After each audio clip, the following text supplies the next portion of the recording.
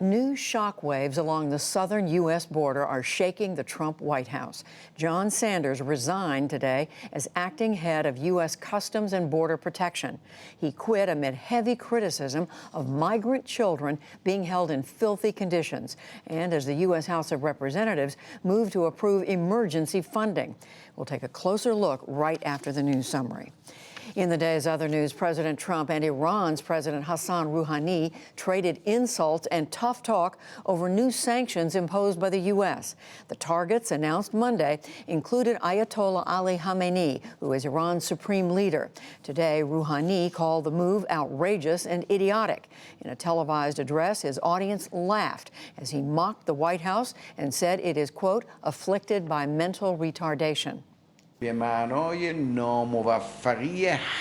means the certain failure and defeat of the United States. I do not have any doubt about that from a political viewpoint. No wise person would do what they are doing these days. I feel that there is a severe frustration and a big confusion among the U.S. leaders and in the White House. President Trump, in turn, called Rouhani's remarks ignorant and insulting. In a tweet, he charged that Rouhani does not understand reality, and he warned that any Iranian attack would be met with, quote, overwhelming force and obliteration. U.S. Secretary of State Mike Pompeo made an unannounced stop in Afghanistan today to encourage peace talks. He met with President Ashraf Ghani in Kabul. Later, he said he hopes for a peace deal with the Taliban by September 1st. The current Afghan war has raged since the U.S. ousted the Taliban from power after the 9/11 attacks. In Bahrain today, the Trump administration urged support for a $50 billion economic plan to promote Israeli-Palestinian peace. It calls for health, education, and public works projects, but does not deal with the Israeli occupation of the West Bank or the blockade of Gaza. President Trump's senior advisor and son-in-law, Jared Kushner, argued prosperity would lead to peace. My direct message to the Palestinian people is that despite what those who have let you down in the past tell you, President Trump and America have not given up on you. This workshop is for you. The vision we developed and released, if executed correctly, will lead to a better future for the Palestinian people. In the West Bank, Palestinian protesters battled Israeli troops while their leaders boycotted the Bahrain conference. There can be no economic solution as a substitute to our freedom. And second, how can we have economic development when we cannot control our borders, our import, our export, our free market, our freedom of movement, and even we do not control the taxes we pay? It's a deceit that Mr. Kushner is spreading. American officials say they could be ready to address the political aspects of a peace plan by fall.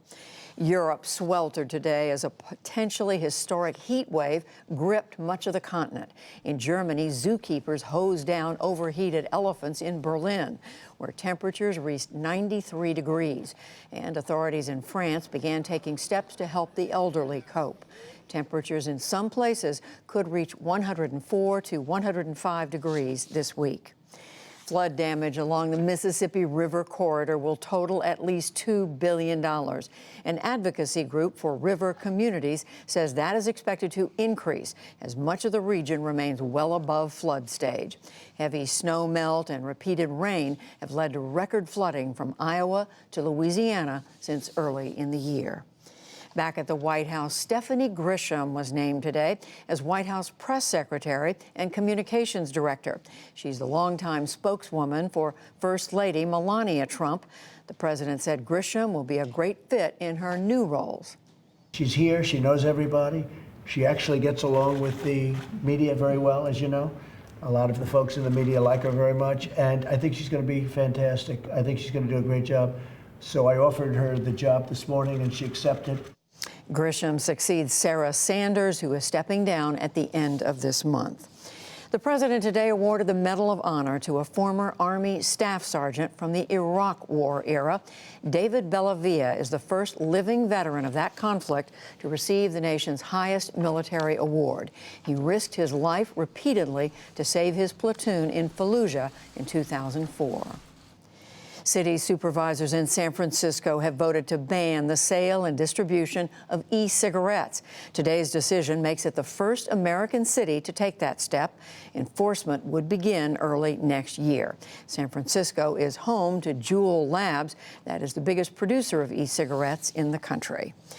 Federal Reserve Chair Jerome Powell said today that the central bank is, quote, insulated from short-term political pressures, despite the president's growing criticism. He also said that the Fed is grappling with whether to cut interest rates. And on Wall Street, tech stocks led the market lower, partly on weak economic data. The Dow Jones Industrial Average lost 179 points to close at 26,548. The Nasdaq fell nearly 121 points, and the S&P 500 slipped 28. Still to come on the NewsHour, on the southern border, funding U.S. operations there as the acting head of the Border Patrol resigns. Stonewall at 50, the legacy of the uprising and what it means today. Eliminating the stigma of unaffordable menstrual products and much more.